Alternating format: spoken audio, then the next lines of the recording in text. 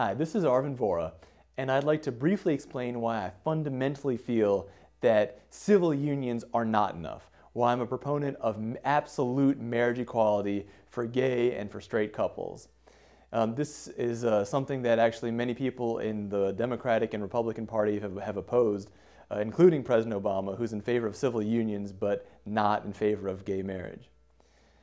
In 1967, an interesting law was passed in Maryland.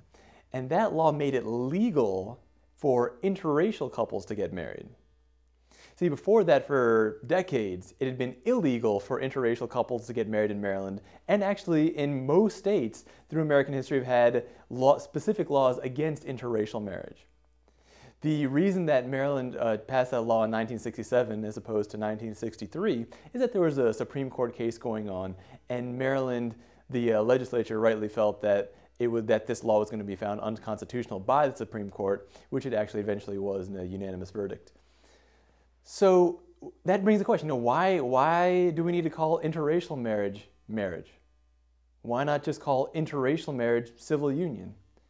I mean, after all, as the trial court judge who sat on the original trial, as trial court judge Leon Bazile said, Almighty God created the races, white, black, yellow, and red, and He placed them on separate continents.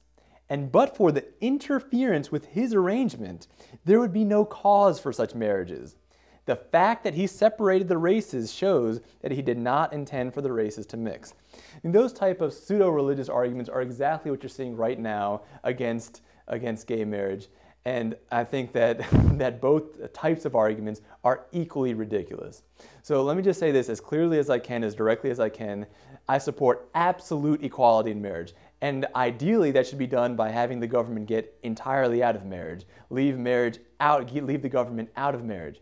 But if the government insists on poking its nose just where it does not belong at all, then it has a responsibility to treat all people exactly the same, regardless of their personal orientation.